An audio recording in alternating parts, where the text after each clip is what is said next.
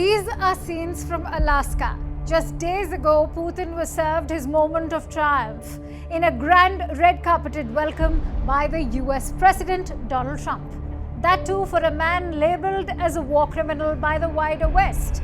The international pariah, now a revered guest of Donald Trump. The American hypocrisy doesn't just end here.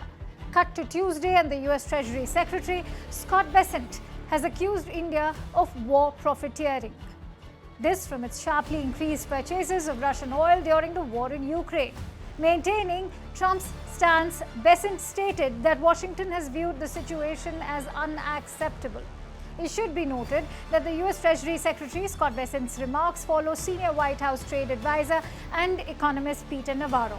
In a newspaper column, Navarro spoke about how the proceeds from India's purchases of Russian oil are unbecoming of an American strategic partner. He accused India's politically connected energy titans of feeding Putin's war chest. So much so, when asked about China's imports, Bessent suggested that Beijing's imports were less egregious in the eyes of the Trump administration. Why? Because it was also a major buyer before and not after Russia invaded Ukraine. President Putin, as your uncontrollable neighbor you kind of brought over and showed your gun case to. I know part of what the administration has done has tried to make it tougher for Russia to be able to sell its oil. It cracked down pretty tough on India, which is importing a lot of Russian oil, but not so much when it comes to China. Is China in the wrong for importing so much Russian oil as well? I think they import just as much as India does. Oh, well, let's go back and look at the history, though, Becky. And look, China importing it is suboptimal. But if you go back and look pre-22, pre-invasion, 13% of China's oil was already coming from Russia. Now it's 16. So China has a diversified input of their oil. If you go back and look now, I believe India had less than 1% of their oil, 1%, and now I believe it's up to 42. So wow. India is just profiteering, or they are just profiteering. They are reselling. They've made $16 billion in excess profits, some of the richest families in India. So this is a completely different thing. Like this India, what I would call the Indian arbitrage, buying cheap Russian oil, reselling it as product, has just sprung up during the war, which is unacceptable.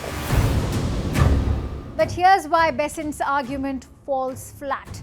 Because fact is, India actually started purchasing Russian oil in a major way, that too at the behest of the US. And no, we're not saying so. It's the US themselves. Sample this. A 2024 comment by former US Ambassador to India, Ambassador Eric Garcetti, has highlighted the US administration's self-contradictory stance on the issue. In fact, according to Garcetti, India's move was part of America's design of the policy. This to prevent a major oil price spike after the invasion of Ukraine that would result in high gasoline prices in the US. Listen to what Garcetti had to say.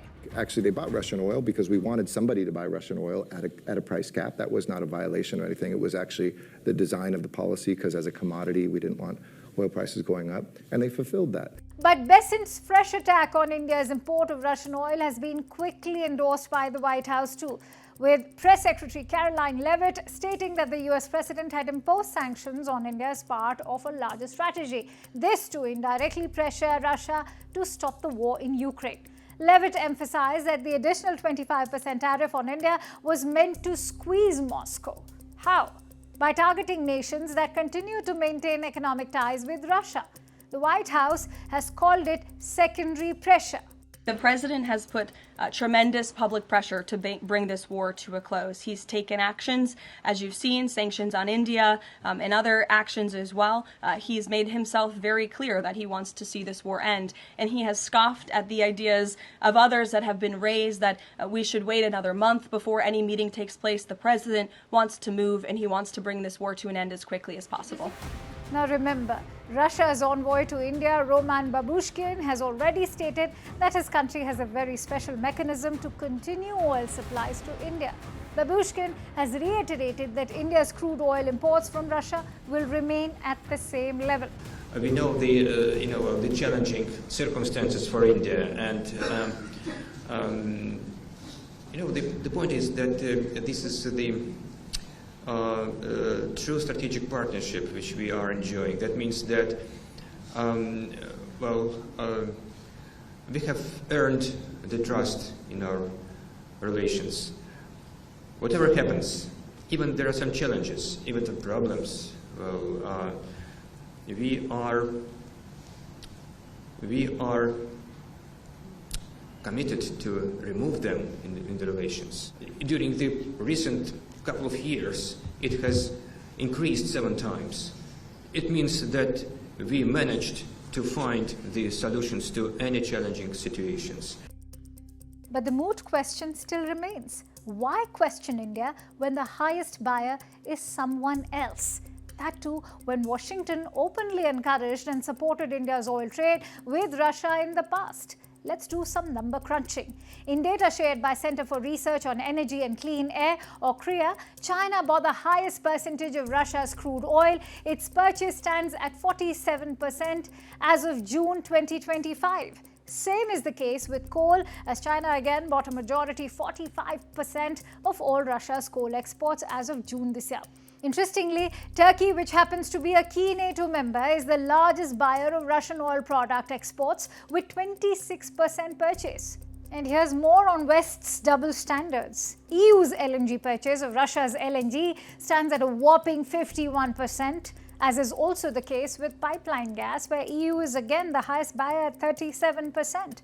Interestingly, the US criticism of India has only underscored the rebuttal by India's External Affairs Ministry, exposing US hypocrisy, when the MEA spokesperson, Mr. Ranveer Jaiswal, had stated, and I quote, "It is revealing that the very nations criticizing India are themselves indulging in trade with Russia.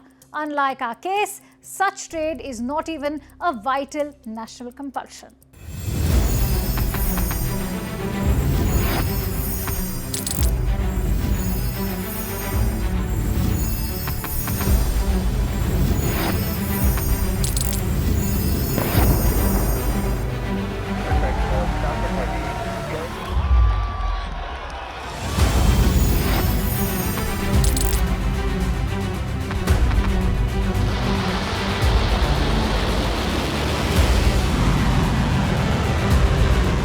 Been fighting so long and so hard that they don't know what the they're doing.